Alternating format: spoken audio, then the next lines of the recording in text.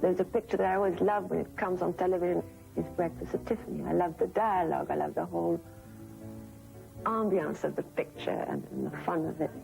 Holly, darling! What's that?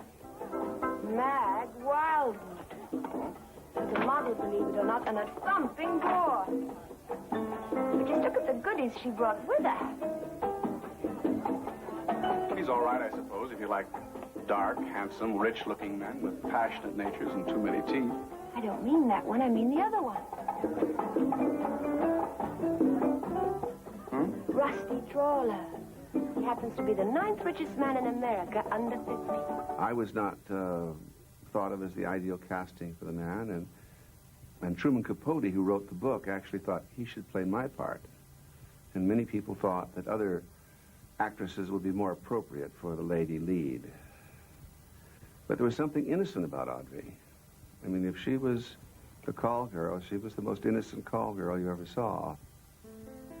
Audrey was unique. She had a kind of joyous nature. She was funny, and she was dear, and she was disciplined.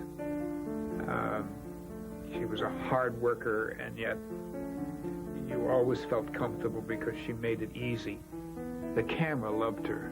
There was no way that you could photograph her badly. She just glowed when the camera started. It was necessary to show that that vulnerable side of her, the side of her that loved her brother, and then when Doc comes into the film, that side of her, showing her to be a farm girl. Please, Doc, please understand. I love you, but I'm just not Lula May anymore. I'm not.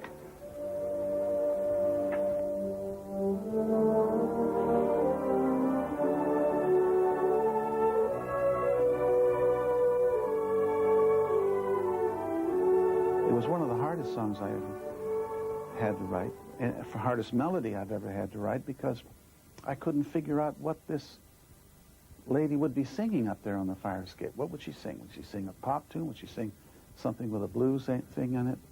And it took me almost a month to figure it out. Once I went to the piano, once I got bum, beam, bum, then I was home. But it took a long time to get to that.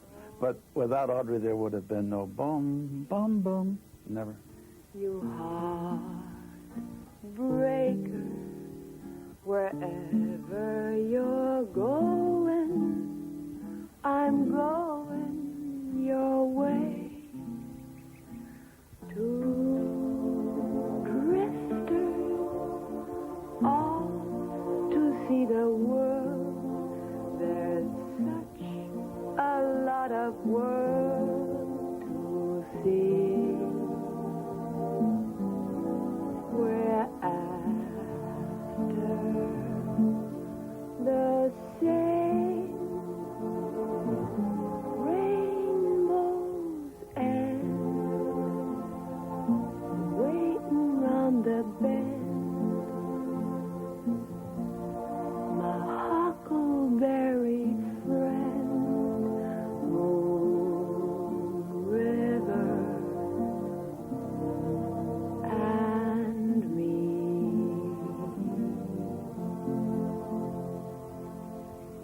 There have been over 1,000 recordings at last count, probably more now, of Moon River throughout the world, and just about every singer has done it.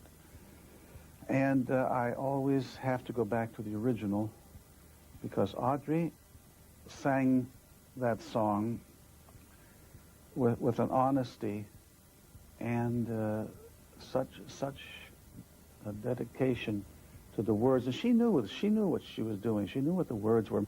We previewed in San Francisco and adjourned to a hotel to discuss the results of what was obviously a very good preview. And we all deferred to this new Paramount president, who paced the room and puffed on a cigar, and his first utterance was, "Well, I'll tell you one thing, we can get rid of that song." And to Audrey's everlasting credit, she stood up and said, "Over my dead body." And so the song stayed in. course, I had no idea what her voice was like. I had no idea what the picture was like until I saw it in the preview. And saw the beautiful photography and heard that magnificent theme, and then watched Blake Edwards make magic. Holly, I'm in love with you. So what? So what? So plenty. I love you. You belong to me. No. People don't belong to people. Of course they do. I'm not going to let anyone put me in a cage. I don't want to put you in a cage. I want to love you. It's the same thing. No, it's not. Holly? I'm not Holly. I'm not Lula May either. I don't know who I am. I'm like Cat here. We're a couple of no-name slobs. We belong to nobody, and nobody belongs to us. We don't even belong to each other. Stop the cab.